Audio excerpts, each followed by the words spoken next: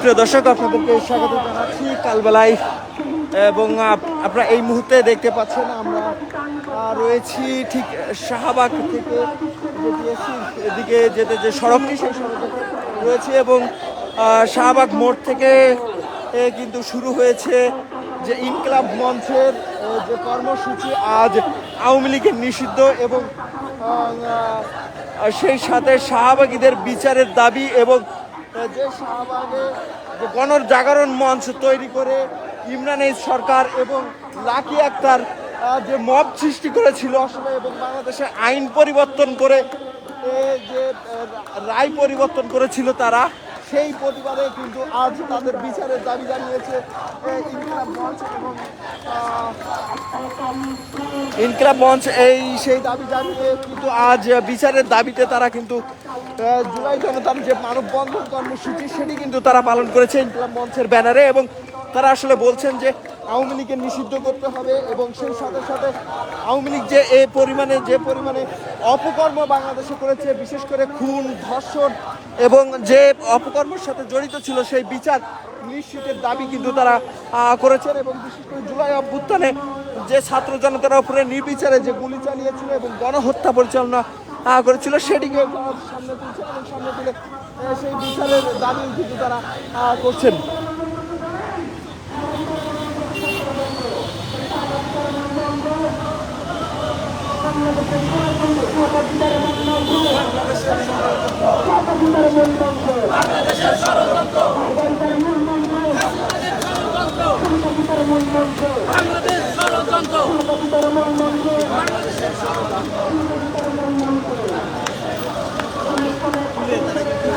দর্শক, আপনারা জানেন যে গত 2 দিন আগে যে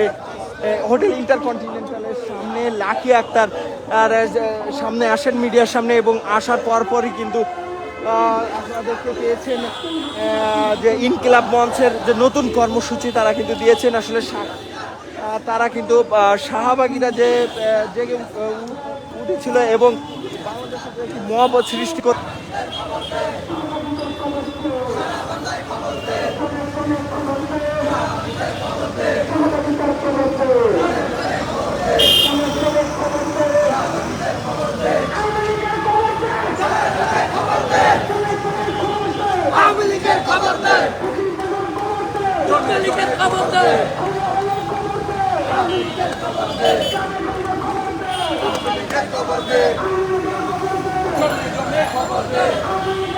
দর্শক, আপনারা জানেন গতকাল থেকে কিন্তু এই যে ইনকিলাব মঞ্চ এটি কিন্তু শাহবাগে অবস্থান নিয়েছেন এবং শাহবাগে অবস্থান নিয়ে তারা কিন্তু সারা রাত্রি যাপন করছেন। এবং গতকালকে কিন্তু তারা শাহবাগ মোড়ে কিন্তু অবস্থান নিয়ে সেহরি করেছেন এবং আজ সারাদিনও কিন্তু তারা সেখানে ছিলেন। এবং তারা যে বলছেন যে আসলে যে আওয়ামী লীগের বিচার নিশ্চিত করতে হবে এবং আওয়ামী লীগকে নিষিদ্ধের দাবি তুলছে। সেই সাথে সাথে জুলাই গণ অভ্যুত্থানে যে শেখ হাসিনা সরকারের আমলে যে গণহত্যা পরিচালিত হয়েছে, সেই জন্য কিন্তু শেখ হাসিনার বিচারের দাবিও কিন্তু তারা তুলছে। সেই সাথে এই যে গণহত্যার সাথে সরাসরিভাবে আওয়ামী লীগের মতন একটি সংগঠন জড়িত থাকার কারণে তাদেরকে নিষিদ্ধের দাবি তুলছে তারা এবং বিচারের আওতায় নিয়ে আসার জন্য কিন্তু বলছেন।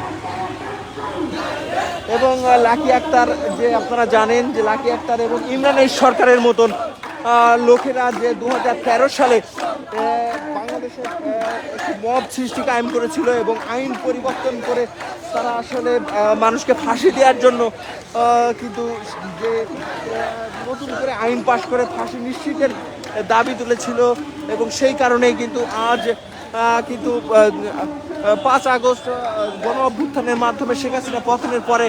নতুন করে আবার সেই বিষয়গুলো সামনে নিয়ে আসছে ইনকিলাব মঞ্চ সহ বিভিন্ন সংগঠন। এবং তারা নিয়ে এসে আসলে বলতে চাচ্ছেন যে এই যে অবিচার, অনিয়ম যেগুলো বাংলাদেশে হয়েছে সেগুলো আর কখনো যাতে ফিরে না আসে, সেই জন্য আসলে এই অনিয়ম যারা করেছেন আসলে তাদেরকে বিচারের আওতায় নিয়ে আসতে হবে। বিশেষ করে শাহবাগে যে গণজাগরণ মঞ্চ তৈরি করে মানুষের যে ফাঁসি নিশ্চিতের জন্য যে ইমরান সরকার এবং লাকিরা যে ভূমিকা পালন করেছে, সেই জন্য তাদেরকে বিচারের আওতায় নিয়ে আসতে হবে। এবং গত 2 দিন আগে যে লাকি আক্তার আসলে বাংলাদেশে রয়েছেন এবং তিনি যে মিডিয়ার সামনে এসেছেন, এসে আসলে পুলিশের ওপরে যে আক্রমণ সৃষ্টি করেছিল সেটারও প্রতিবাদ তারা করছেন এবং সেই ঘটনাকে কেন্দ্র করে কিন্তু আমরা দেখেছি বেশ কয়েকটি মামলা হয়েছে এবং সেই মামলায় কিন্তু আসামিদের আইনি প্রক্রিয়ায় নিয়ে আসা হবে বলে কিন্তু পুলিশের পক্ষ থেকে জানানো হয়েছে এখন পর্যন্ত এবং সেটি অতি দ্রুত বাস্তবায়ন করতে হবে এবং সেই সাথে সাথে যে মাগুরার একটি শিশু মেয়ে যে আসিয়া তাকে ধর্ষণ করা হয়েছে এবং পরবর্তীতে আজ তিনি আহত অবস্থায় কিন্তু মৃত্যুবরণ করেছেন সিএমএস হসপিটালে এবং সেখানে মৃত্যুবরণ করার পরে তার যে ধর্ষণ এবং হত্যার বিচারের দাবি করছে ইনকিলাব মঞ্চের পক্ষ থেকে এবং সেটি অতি দ্রুত নিশ্চিতের দাবিও তুলছে।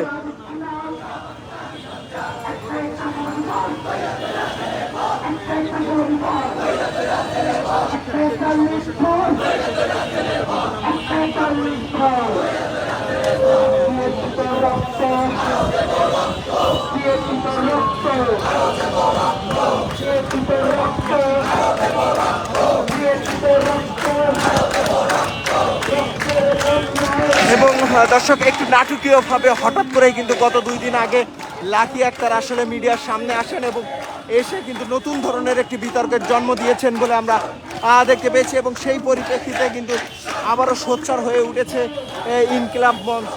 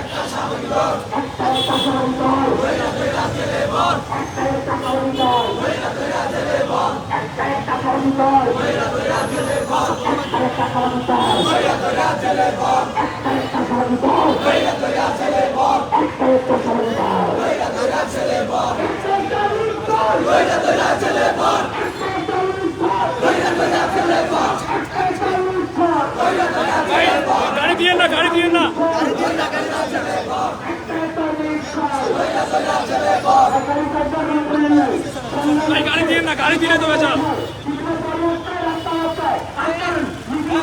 গাড়ি দিয়ে না গাড়ি দিয়ে না